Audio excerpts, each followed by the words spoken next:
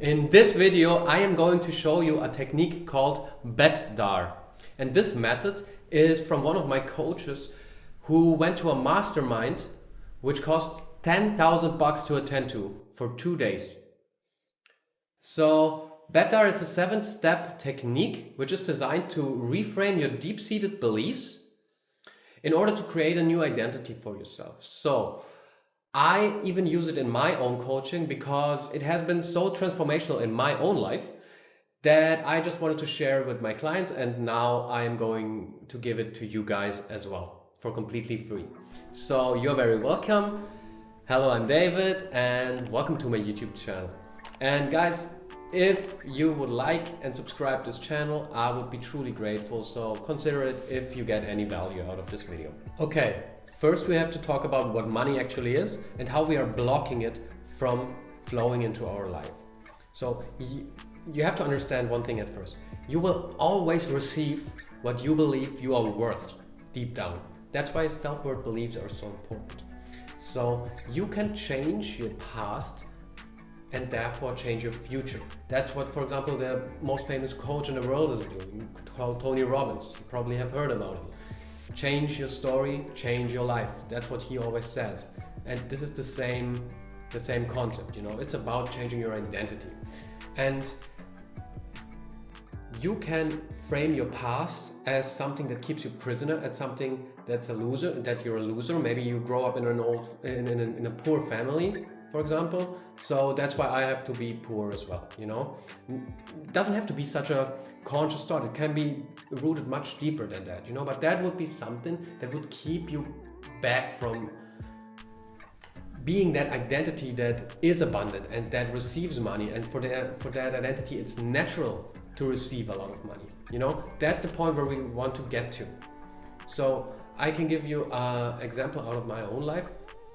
I was a prisoner of my past for quite some time. When I was young and I was 15, I was a runaway kid and I slept on Central Station and I didn't go to school anymore, didn't even have a fucking degree, you know, not even like a high school degree. I thought I was the biggest loser in the world, but at some point I realized, man, I survived something that not everyone would survive.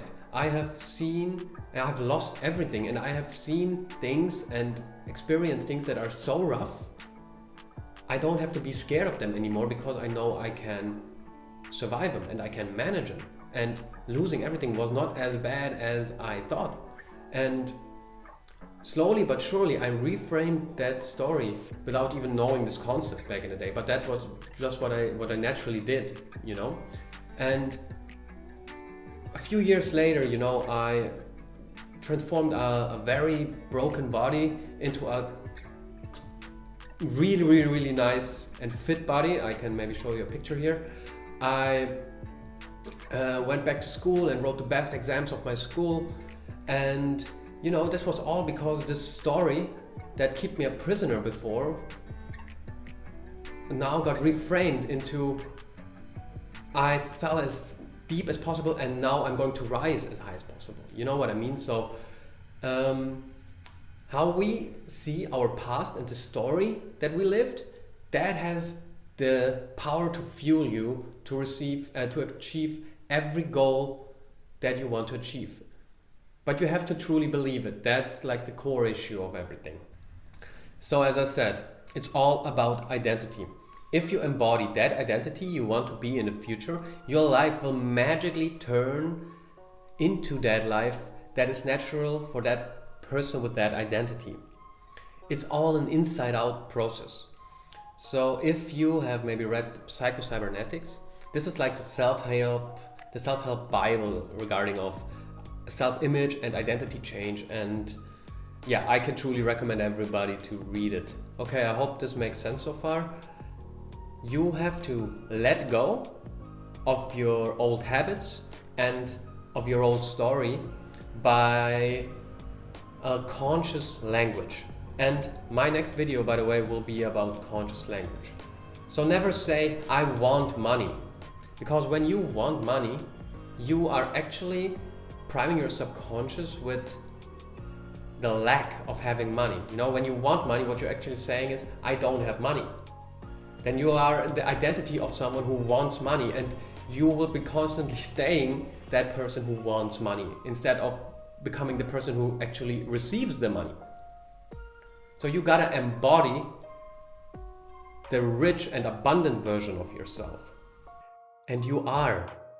You have access to the internet. That already makes you, on a global level, puts you in the top 10% of richest people. So the more you see the abundance in your life, the more you will see even more abundance in your life. So that will make it more easy for you to actually embody that version. You know, it's not enough to just say it, I am rich, I am abundant. You need to feel it. You need to be it. If you want to drag these abundant qualities in your life, you have to become it first. It will take time and you have to truly believe it, but then it will come for sure, eventually. So you will always attract what you are. And as soon as you start winning, you will continue to win, because something called the winning effect takes place. And the winning effect takes place because you are now an identity, a person who is winning. So you embody that winning. So, and then you just have to ride that wave, because now you gain momentum. And all you do is you ride the wave and you focus on having fun. Don't focus on making money, focus on having fun. Because if you're focusing on having money, people can feel that of you. People can feel what you feel. And then eventually you are going to repel it, because this works like a magnet, you know, our energy works like a magnet, as I have been talking about in other videos as well. So focus on having fun. Then it doesn't matter if the stream of money and the current of money gets a little bit less and a little bit more, as long as you are focusing on having fun. Your priorities are set different, and you're not sending out this needy energy as soon as you make like a little bit less a month, you know, because that needy energy is for sure repelling all you want with 100% guarantee. So back in the day, I had a very negative view on money. I thought it as toxic and responsible for so much pain, but now I'm perceiving it as the exact opposite. I think you can do so much beautiful and good things with it, and that's how I see it right now. And that's another reason why I do this video, to reframe it even deeper into my own system, you know, to make my money beliefs even healthier. But you know, I've been in this topic now for quite some time now, and that's why I wanted to share this knowledge with you guys. Okay, I hope you feel me so far. Next point is, what is in the way actually? And I mentioned it before earlier very quickly. It's oftentimes a deeply rooted feeling of unworthiness, which stems from childhood, you know, and we're oftentimes even unaware of it. So we have to become aware of it first. So how does it show? In self-talk, you know, in negative self-talk, like I am too old, or I waited too long, or I cannot do that, or when you are avoiding the task you know you should be doing, or when you are procrastinating, or when you are too perfectionistic, which is just an elaborate form of self-sabotage, you know? So with BETDAR, we will work on these deeply rooted self-worth beliefs, okay? So far so clear, I hope. So the next point is, what is your perception of money? What do you think money actually is? I would frame it as, money is a currency of value and energy. So I perceive money as I perceive water, you know? Money has to be spent so it can be staying in a flow, in a current, you know? Like a river stays flowing in a natural ecosystem, you know, that is healthy. But as soon as you start to sit on your money and accumulate a lot of it, like, you know, like a puddle of water, this thing starts to stink at some point. And the same it is with money. People who are sitting on their money, they are oftentimes so afraid of losing it, because what is in the belief back there is, like a feeling of scarcity, you know? Just that there's a scarce amount of money, and now that I finally got it, I have to protect it. And then it becomes toxic. You need to keep investing it, and then it will keep flowing back to you. So invest, if possible, in yourself. I think that's the most elegant way to spend your money, because therefore you increase your own value, you know? You become more competent as a human being, and therefore the value you can provide to the world will increase. So therefore the money and energy flowing back to you will increase. This is a principle that every human being who's rich or abundant has understood, you know? That's why those guys like spending money, you know? Because they understood the more you invest, the more you are invested, and the more will flow back to you eventually. So don't focus on making money, but focus on creating a value. And when you create a value with the people you work with, you will receive an equal amount of value, energy, money in that sense, backed.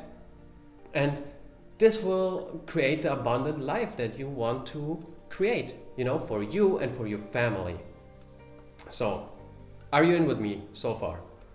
I keep asking these questions because I want to create a connection with you, and if anything is unclear, I'm asking you please to write it down in the comments, so I know when my speech is maybe imprecise, or when, you know, when something is maybe taking too long to explain or whatever. So just tell me. Okay, so far so good. That's all the theory. Now we're getting into the exercise. So you have to ask yourself the following question: do you want to consume this video, or do you want to get into action? Do you actually want to transform your identity? Do you actually want to transform your belief? Then you have to get a pen and a notebook now, because this exercise involves some writing. The word BETDAR stands for beliefs, emotions, thoughts, decisions, actions, and results. Okay, for the first few steps, it's totally fine to just use bullet points, not just one or two words. Write a little bit more, you know, but you don't have to write so much, you know. We are going to formulate complete sentences in the end, but for sure the more you write, the better. So it's very important you are as honest as you can be to yourself, because otherwise this whole thing makes no sense. Go where it hurts, you know, because then you can reframe it. You need to feel it to heal it. So step number 1, what are your triggers and emotions regarding money? So the concept here is, let your triggers be the guides. What is triggering you about money? Become aware.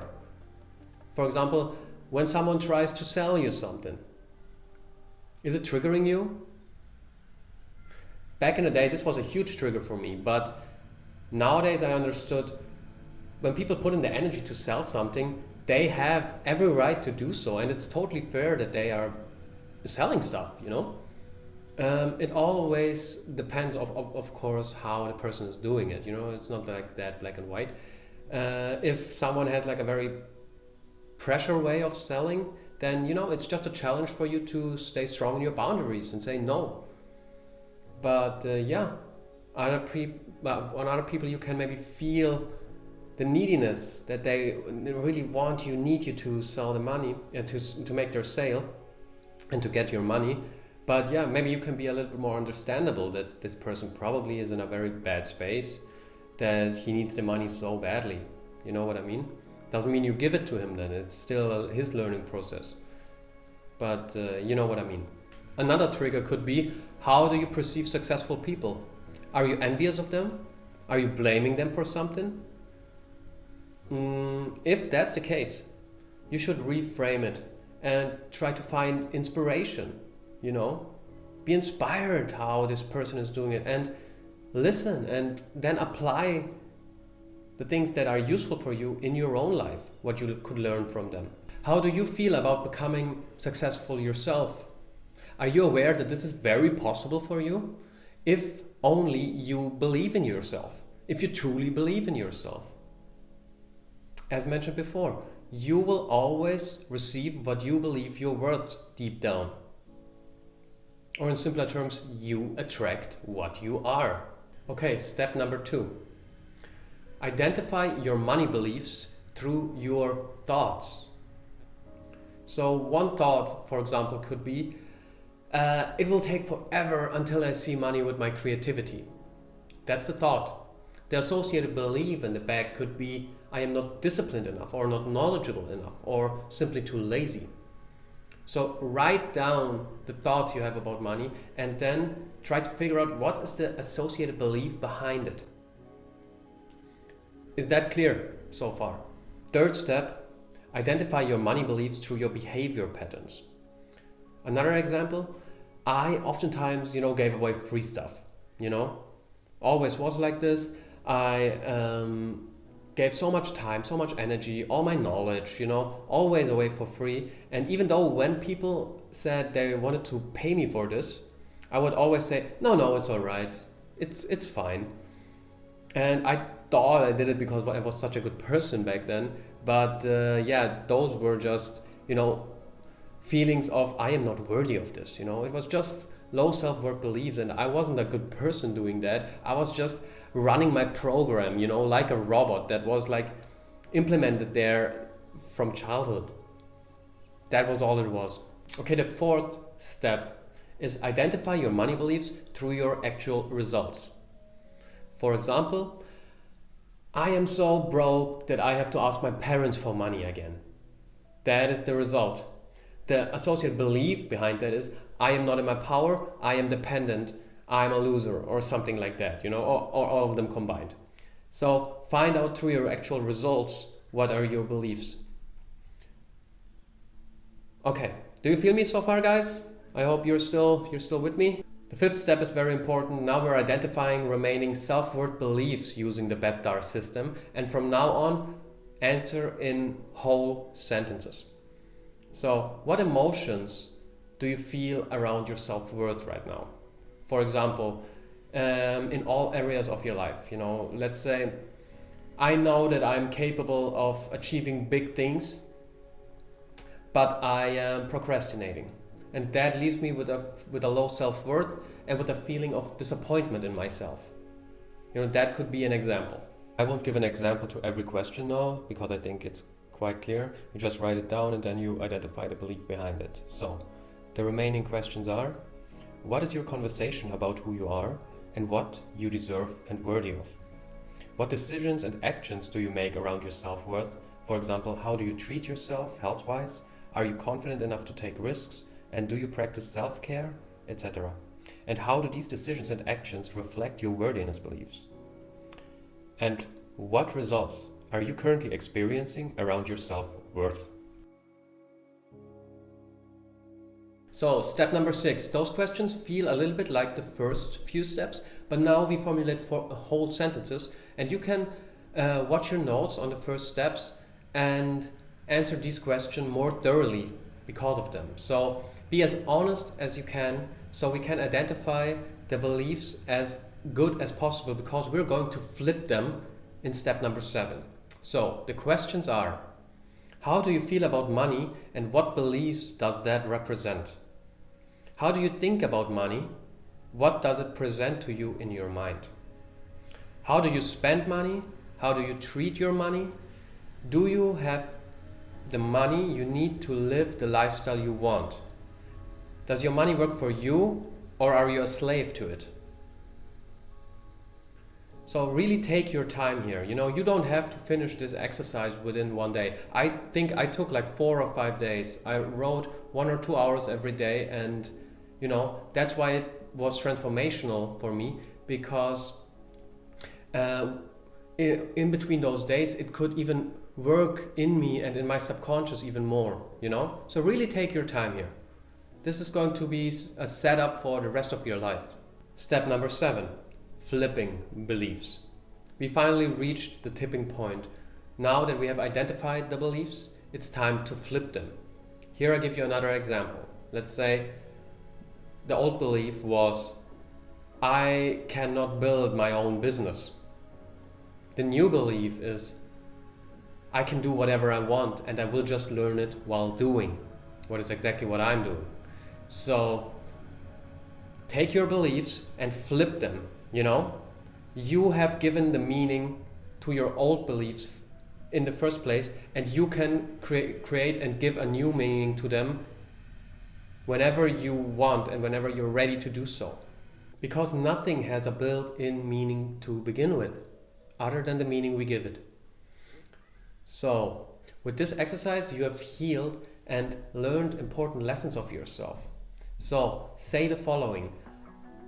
Repeat with me. I don't resonate with my past self anymore.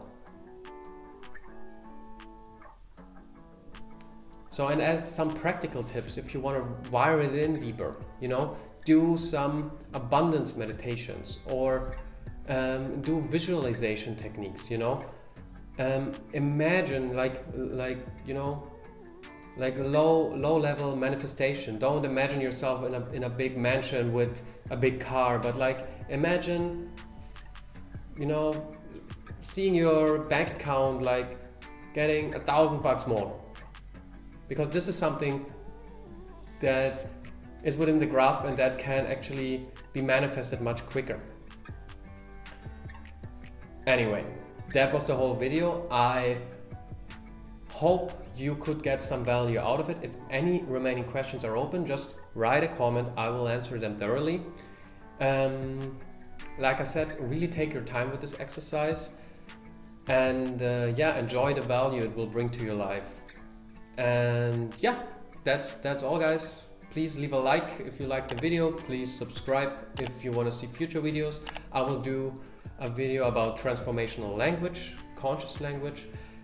This will be my next one, and this is directly correlated with this topic because we wire in so much toxic stuff when we say things like I can't or I try. That already implies failure, And when we are conscious about what we're saying, we are eliminating a lot of factors that are in the way.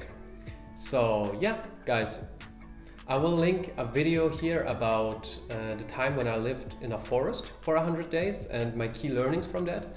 And that's all. Goodbye. Imagine sleeping every single night in a dark forest, alone. No walls, no roofs, completely exposed to storms, so falling branches, falling trees, wild nocturnal animals,